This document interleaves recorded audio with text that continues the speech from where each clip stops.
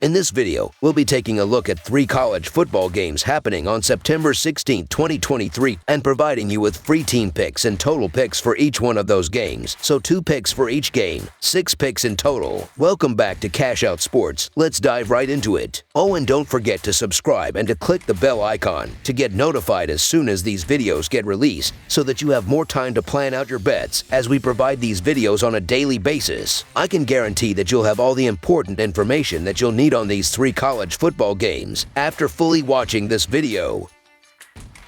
One more thing before we start. If you would like to gain access to our best exclusive sports picks to take your journey to the next level, then check out our Patreon in the link down below, where we offer our best single picks, parlay picks, and much more. Now let's get started.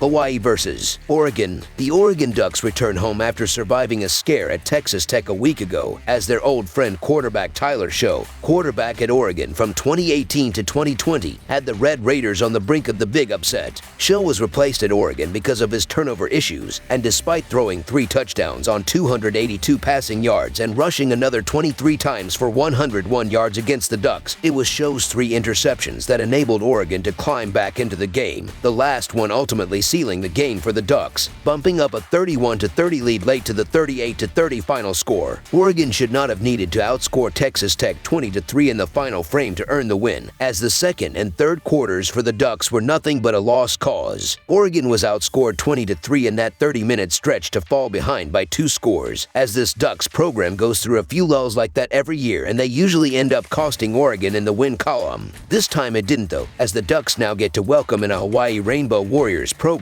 that's still in the early stages of a culture overhaul. Former Hawaii quarterback Timmy Chang, who once held the National Collegiate Athletic Association record for most all-time passing yards, is running the show for the Rainbow Warriors now, and his affinity for throwing the ball has already significantly bled into what Hawaii's offense wants to do. The Rainbow Warriors are severely outmatched from a talent perspective though, and unless Oregon has a severe misstep, this game will end up as a win for the Ducks. But as always, the more important question is a win by how much. The Oregon Ducks survived a scare in Lubbock, Texas last week, and ended up covering in the process thanks to a Jeffrey Bassa pick 6 in the final 35 seconds of the game. They are 2-0 against the spread heading into this matchup with Hawaii, which represents their final tune-up before conference play starts next week with a ranked matchup against Colorado at home on ABC. Hawaii comes into this game off its first win of the season and is now 1-2 straight up and 2-1 against the spread. The Rainbow Warriors held Albany to 239 total yards, but committed 3 turnovers and just barely covered the 10.5-point spread. There's not much to point out as needing improvement in the Ducks' opener win over Portland State. Oregon posted a whopping 729 yards of offense in that one, along with 38 first downs, 10.1 yards per play, 0 turnovers, 2 penalties, and just 1 punt. The Ducks held the Vikings to just 200 total yards on the other side in a great all-around effort. In Game 2 versus Texas Tech, Oregon didn't play their best. The Ducks committed 14 penalties for 124 yards and gave up 174 rush yards in a sloppy outing, but the 359 pass yards and +4 turnover differential really helped.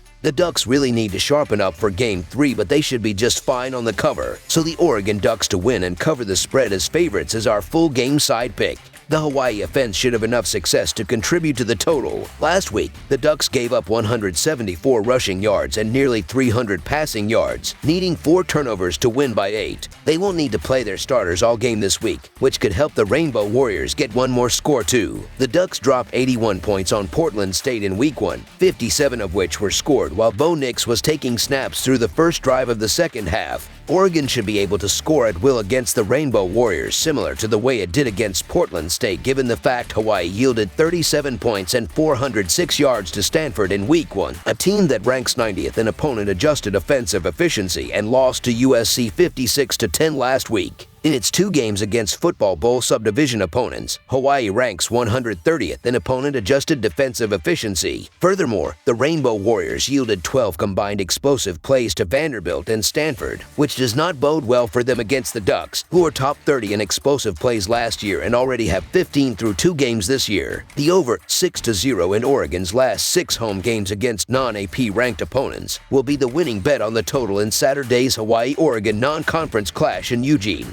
The Ducks offense was ranked 6th best overall, 5th in passing efficiency, 10th in scoring offense, and 1st in sacks allowed last season. It's humming along once again in 2023 with the former Auburn transfer and Heisman hopeful Nix leading the passing attack. He completed nearly 72% of his passes last season, racking up 3,593 passing yards and 510 more on the ground with 43 total touchdowns. He has a bunch of pass catchers at his disposal, too, including junior WR Troy Franklin and USC transfer Gary Bryan Jr. The ground game should also have a 150 to 200 yard showing with Bucky Irving and Jordan James sharing carries. The Ducks were a little sloppier last week, committing 14 penalties for 124 yards, but I assume they'll be sharper on Saturday in tune-up action before next week's important game versus the Buffaloes. While I do not have much faith in Hawaii's offense to replicate its 28 points per game against Oregon's defense, I think the Rainbow Warriors can get to 10 to 16 points via their passing attack with quarterback Braden Shager and wide receivers Pofel Ashlock and Stephen McBride, which should be enough combined with Oregon's offensive output to surpass the posted total. Over the projected total is our full game total pick. Florida Atlantic versus Clemson. What's going on with the Clemson Tigers? The perennial powerhouse is 1-1-0 in the season, and they will look to move above .500 when they face Florida Atlantic University on Saturday. The Owls of the American Athletic Conference are also 1-1 on the season. These two foes last met way back in 2006 when the Tigers rolled to an easy win. Clemson is expected to roll in this one, but stranger things have happened. Kickoff is on Saturday at Memorial Field in Clemson. All eyes are going to be on Clemson quarterback Cade Klubnik. There has been a lot of talk about how Klubnik looked in the first game, and there might have been signs of hope in Game 2, but now against Florida Atlantic, there is even more pressure on him here to have a big game. In the first game against Duke, Clemson was defeated 27-7 and Klubnik wasn't good enough. In the last game against Charleston Southern, they were able to secure the 66-17 victory, and he threw for 315 yards, 4 touchdowns, and 1 interception. Even though he looked better, they are going to need him to take better care of the ball. On the other side of this matchup is Florida Atlantic, who sit with a 1-1 record overall, and they have to be disappointed with how they played in the last game.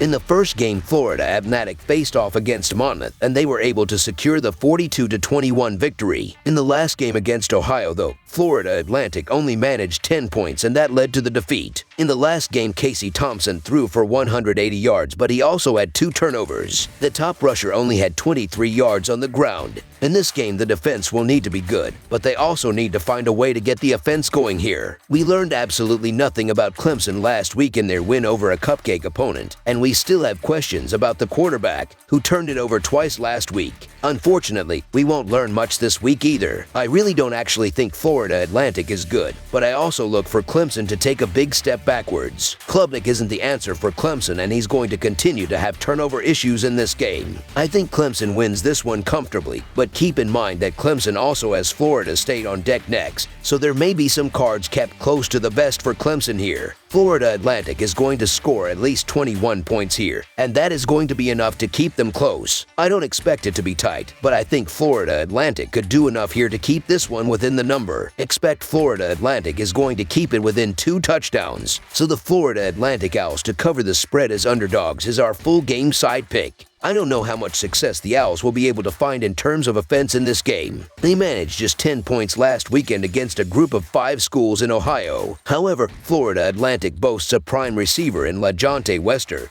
who already has 156 yards on 18 catches. Look for Casey Thompson to look his way a ton in this game. I'm expecting a big-time win here for Clemson, and I honestly don't think it's outlandish to say that they might clear the over by themselves. As Klubnik continues to develop, this offense is going to keep taking steps forward. They should be able to stick to the basics offensively and simply out-athlete their opponents. Clemson beat this total last week on their own, racking up 66 points. They average about 36.5 points per game, but they only scored 7 in their opener against Duke. In this game, they will pour it on again, not to the same extent as they did last week, but around 40 points is not unreasonable against a defense that is 80th against the pass and 80th against the run and has not played a strong opponent yet. Clemson gave up 17 points last week against an football championship subdivision school, so expect the Owls to put a few points on the board too in what will be a fast-paced game. I see a lot of points in this one, with the final sailing past the total. Over the projected total is our full game total pick.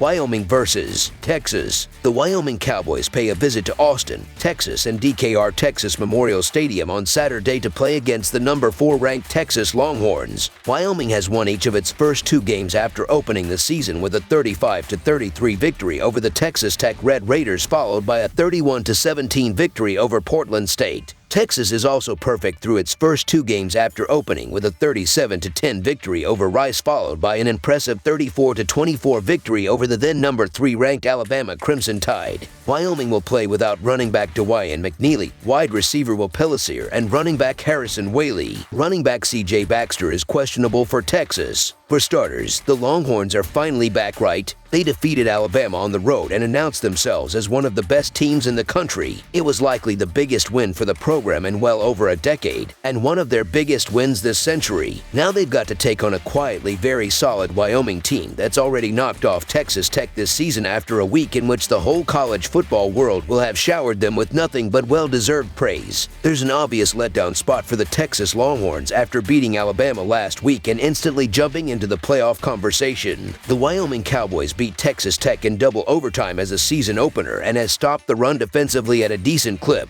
Wyoming hasn't looked good offensively despite a 2-0 start, and it's 109th in passing offense. Andrew Peasley has to complete a higher percentage of his passes, and that's unlikely here, given this is the best defenses he's faced yet. Texas has shown a balanced attack up to this point, and I don't see Wyoming finding enough production offensively to slow this train down. So the Texas Longhorns to win and cover the spread as favorites is our full game side pick. Texas will jump out in front early and open up a double-digit lead within the first half, which will make Wyoming use its passing game more often than not, and that will create points in a quicker fashion. The total has finished over in 4 of the last 6 games that Texas has played on a Saturday. Wyoming is scoring an average of 33 points per game, while Texas is scoring an average of 35.5 points per game and uses an aerial attack that averages 324.5 yards passing per game, creating scores more often and using less time off the clock.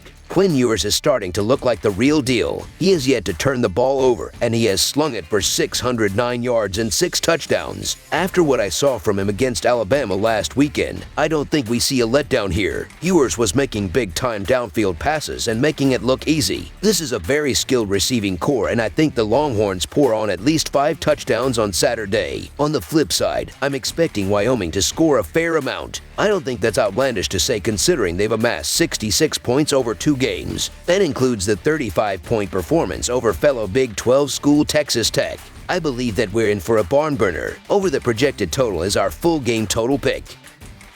That's all for now, so if you have any other games you would like reviewed, then leave a comment down below with the game you would like analyzed. Subscribe to our channel, leave a like on this video, and we'll get to it as soon as we possibly can. We would also love to hear your opinion on the picks presented to you in this video, whether you agree or disagree with them, so leave a comment down below and do let us know.